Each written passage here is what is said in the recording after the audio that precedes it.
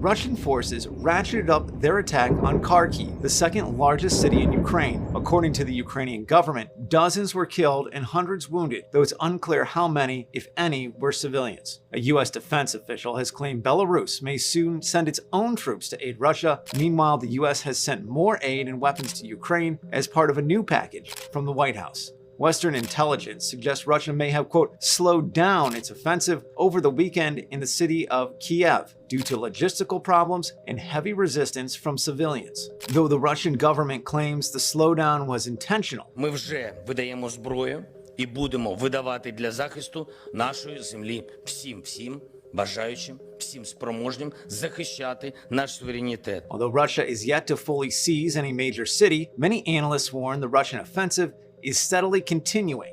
Meanwhile, sanctions from Western powers have caused the Russian ruble to plunge as much as 40%. Long lines were seen outside Russian ATMs over the weekend, and an unusual departure from its history of neutrality, Switzerland has also frozen Russian assets. Ukraine also formally applied today to join the EU, and typically neutral nations of Sweden and Finland have held emergency summits under speculation they may be considering joining NATO. And negotiators from Russia and Ukraine have agreed to hold potential peace talks near the Ukrainian border with Belarus. Though Ukrainian President Zelenskyy noted he was not optimistic, and as of this afternoon, it seemed like there was little progress in the talks. We've seen an outpouring of videos and posts on social media about developments on the ground, some more accurate than others. And it's given reporters a unique level of insight into how the invasion progresses, from Twitter threads showing tanks moving towards the border, to Google data maps showing traffic patterns that reflected Russian roadblocks ahead of the invasion. Now,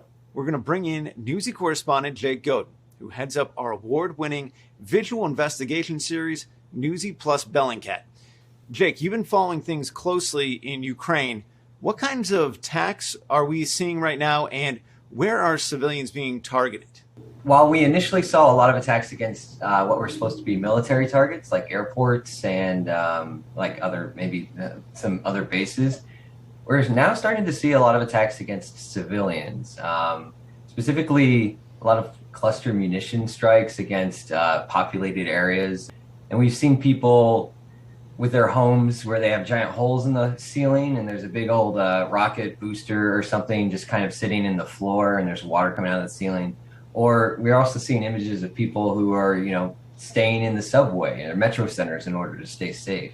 So it's a lot of indiscriminate shelling kind of going on now. Well, so many of these images are so disturbing. How has the world responded specifically to civilian casualties? The United Nations has said that protecting civilians is priority number one. So far, on Saturday, they reported that there's been 240 civilian casualties and 64 deaths, but the number is likely much, much higher than that. Already today, we're seeing from that shelling in Kharkiv, we're seeing what are likely to be a high amount or the death toll is likely to be pretty high. Yeah. And then along with those images that are so disturbing, they're being shared online. We're seeing so much of what's happening on the front lines in Ukraine being shared on the internet, social media. Talk to us a little bit about this sort of visual world that we currently live in. Well, if you've been paying attention, especially since the Syrian conflict started, kicking off with essentially people sharing images. People were posting stuff on Facebook. They were posting stuff on Twitter. It's happened in plenty of places since then. Ethiopia, with their war in Tigray, there's been a lot of videos and whatnot shared on social media. And in Armenia, Azerbaijan conflict, there was a lot of social media sharing of videos that were shot by soldiers or people.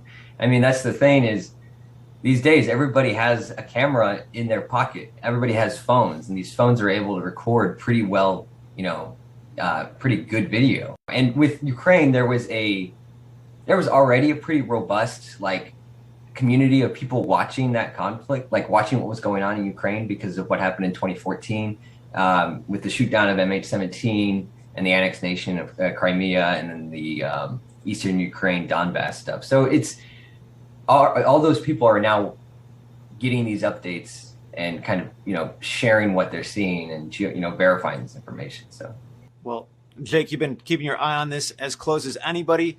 Thank you so much for joining us. Thank you. Many people are trying to leave Ukraine and find safety elsewhere. According to the United Nations, more than 500,000 people have fled Ukraine since the start of the Russian invasion, many of them to Poland, which shares more than 300 miles of border with Ukraine. Newsy correspondent Jason Bellini is in Rzeszów, a town in southeastern Poland. Jason, can you describe what the situation has been like on the ground where you are? Thanks, Andrew. Well, I'd describe it first as tragic. I saw just today people picking through piles of clothing that had been left there as charity for folks, and people were looking for coats to wear after sometimes spending 4 days waiting at the border, some of them outside who've been on foot, and one can only imagine what it was like for them to wait there in the frigid cold night after night. It's a tragic situation for all these people, but there's also moments of uplift that you see. There are people who are descending on the border of Poland from all over Europe. I met some Germans today who were there offering rides. They said they had room for 4 people that they could take to Germany. Most people are getting away from this border area as soon as they cross, whether it be by bus that's being provided. And Andrew, the other thing that I was eyewitness to was people who are going back into Ukraine, and I'll tell you who they are. They are people who are going there to fight. They're heeding the call of Ukraine's president saying, we need people from all over the world. Doesn't matter if you've had military experience, just come, just show up, we'll give you a gun, you can help us fight off the Russians. And there are quite a few people who are doing that. I mean, there's a steady flow, but it's quite an extraordinary moment here at the border, and we're only expecting more people to be coming through as the line continues to grow and grow. The real humanitarian crisis is on the other side of the border, inside of Ukraine, where people are scared, they're hungry, they're very cold, and they're waiting for, they don't know how long before their opportunity comes to get out of Ukraine.